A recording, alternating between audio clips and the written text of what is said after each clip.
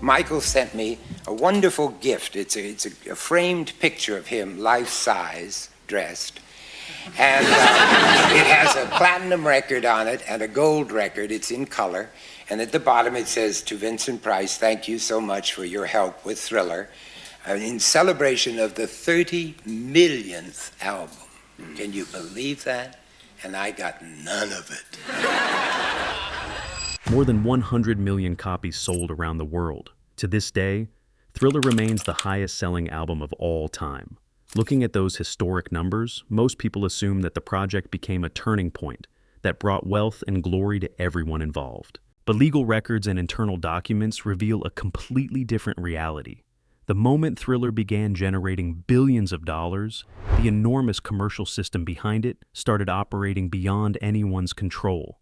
It destroyed partnerships that had lasted for years, denied financial compensation to some of the people who directly helped create it, and triggered a series of overlapping lawsuits that continued for decades. How did the most successful music project in history become a destructive machine that damaged the lives and careers of the very people who created it? The obsession with defeating his own shadow. In 1980, Michael Jackson released Off the Wall. The album generated millions of dollars and reshaped the landscape of pop music. Michael entered that year's Grammy Awards expecting to dominate the major categories. Instead, the voting committee gave him only one award. The result became a devastating psychological blow. That night, Michael returned home, walked into the bathroom, and locked the door behind him. He curled up on the floor and began to sob. The humiliation of being underestimated by the music industry quickly transformed into a desperate need to prove himself. In that moment, he set one goal for himself. He would create an album that no one could ignore. That desire produced Thriller. The album shattered every commercial expectation and eventually reached 100 million copies sold worldwide. But after achieving a record no one had ever reached before, Michael did not find satisfaction. The success of Thriller created an enormous shadow and trapped him inside a cycle of pressure. The figure of 100 million copies was no longer an achievement to celebrate. It became the minimum standard he believed every future project had to meet. That obsession could be seen in his daily routine. Michael kept a whiteboard in his bedroom. Every morning, the first thing he did after waking up was stand in front of it and update the numbers. He constantly calculated, compared, and measured his album sales against the rest of the music industry. The need to keep breaking his own records drained his energy and completely changed the way he defined success. The consequences of that pressure became clear several years later when Bad was released. The album eventually sold 20 million copies around the world. For almost any other artist, that would have been an extraordinary figure, a milestone representing a brilliant career. But to Michael, it felt like a crushing failure because it amounted to only 1/5 of Thriller's sales. Michael immediately summoned his longtime manager, Frank Dillio, to his office and demanded an explanation. Frank presented the actual figures and explained that the team had done everything possible under the conditions of the market at the time. But that reasonable explanation meant nothing to someone who had become consumed by numbers. 3 weeks after the conversation, Michael personally fired Frank Dillio, removing a loyal associate simply because he could not recreate record-breaking sales revealed how deeply Michael's mindset had changed. His determination to preserve his unmatched position made him more practical, calculating, and ruthless. And that ruthlessness did not stop with members of his management team. It soon reached financial agreements involving one of his closest friends, a broken friendship, and a ruthless business lesson. That close friend was Paul McCartney. During the creation of Thriller, Michael Jackson and the legendary member of the Beatles maintained an extremely close working relationship. They recorded hit songs together, shared artistic ideas, and exchanged advice about the direction of their careers. One afternoon, their conversation turned to money. Paul decided to explain to Michael how wealth truly operated behind the glamour of the entertainment industry. To make the concept easier for his younger colleague to understand, Paul picked up a napkin from the table and drew a simple diagram showing the flow of money. He explained that the most reliable source of power and long-term income did not come from touring or selling records. It came from owning music publishing rights. Whenever a song was played on the radio, television, or inside a commercial business, the person who controlled the publishing rights automatically received money. That brief lesson, drawn on a napkin, immediately changed Michael's way of thinking. He realized that in the entertainment industry, owning the work of other artists represented the highest form of power. In 1985, Michael received an opportunity to put that lesson into practice when the ATV Music catalog was officially placed on the market. The catalog contained the publishing rights to approximately 250 classic Beatles songs, representing a major portion of the musical legacy written by Paul McCartney and John Lennon. Paul desperately wanted to reclaim ownership of his own work, but he hesitated because of the rising price and the complicated legal obstacles surrounding the deal. While Paul was still considering his options, Michael Jackson decided to act immediately. Using the enormous amount of cash generated by the success of Thriller, Michael quietly entered the financial competition. He submitted an offer of $47.5 million and secured the entire Beatles catalog directly in front of Paul McCartney. Paul was stunned by the actions of his close friend. He repeatedly wrote letters and called Michael, hoping that the situation could be resolved privately. Paul asked Michael to consider increasing his royalty rate, arguing that he was the songwriter who had spent decades creating those works. But Michael responded to Paul's expectations with a distant and almost chilling commitment to business. During a telephone conversation, Michael directly rejected every request to share more of the financial benefits. He answered with one brief sentence, "It's just business, Paul." Immediately after saying those words, Michael ended the call. The empty sound of the disconnected line echoed through the receiver, officially marking the end of the friendship between two of the greatest musical icons in the world. They never spoke or worked together again. The decision transformed Michael from a performing artist into a financial power broker with enormous influence over the music industry. But it also marked an important turning point. Michael had become willing to sacrifice personal relationships in order to protect his business interests. That practical and unforgiving attitude soon entered the recording studio, where it was directed toward the man who had helped create the sound of the Thriller empire, producer Quincy Jones. The fading of a creative empire. Quincy Jones was far more than an ordinary music producer. He was the chief architect who shaped the sound of Michael Jackson's historic series of albums, including Off the Wall, Thriller, and Bad. The partnership between Quincy and Michael was once viewed by industry professionals as one of the most perfect creative collaborations in the history of pop music. But as the pressure to keep breaking sales records continued to grow, Michael's attitude toward his trusted collaborator began to change. During the production of Bad, the artistic disagreements between the two men became increasingly clear. Quincy Jones wanted to preserve the depth and musical quality of the project. He did not agree with chasing unrealistic sales figures. Michael, however, wanted to dominate the charts at any cost. When he could not persuade Quincy to follow his vision, Michael quietly began searching for other producers. He even complained to members of his management team that Quincy had lost his touch and no longer understood the modern music market. The conflict reached its breaking point inside the recording studio. One day, Michael brought a drum machine into the studio and began creating his own rhythm for a song, deliberately working around Quincy's production direction. When Quincy entered the room and discovered what was happening, a suffocating silence immediately filled the space. There was no explosive argument, but the decision revealed that the absolute respect that once existed between them had disappeared.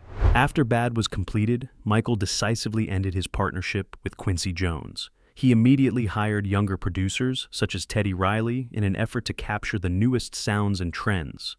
More significantly, Michael was willing to pay these new producers as much as 5 times the amount he had once paid Quincy. The harsh replacement demonstrated an uncomfortable reality. Michael's commercial machine was prepared to remove even its most important contributors if they no longer directly served his expanding ambitions. But the consequences of that collapse did not end there. Decades later, after Michael's death, the business system built around his name continued operating at full capacity. The Jackson estate and Sony repeatedly released new commercial projects, ranging from the documentary This Is It to large-scale circus productions shown around the world. These projects directly used the classic recordings Quincy had produced. Yet he was allegedly excluded from agreements involving the distribution of profits. Unable to accept what he believed was an injustice, Quincy Jones turned to the legal system. He filed a lawsuit against the estate of his former collaborator and against Sony. His goal was not only to recover millions of dollars in royalties that he believed had been withheld, he also wanted to protect his intellectual property rights over the works he had devoted much of his life to creating. Quincy Jones possessed the financial resources, public reputation, and elite legal team required to pursue a court battle that lasted for years. But the Thriller machine did not only affect powerful figures like him, it also denied compensation to smaller contributors who had no realistic way to defend themselves against the power of harsh and complicated contracts. The exploitation of Thriller's contributors.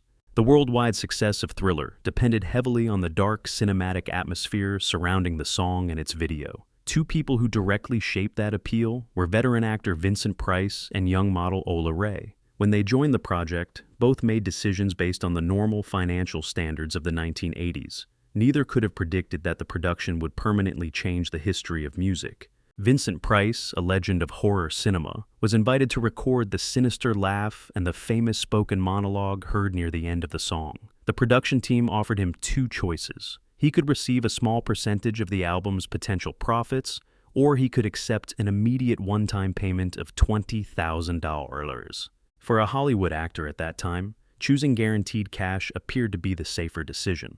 Vincent accepted the $20,000 check.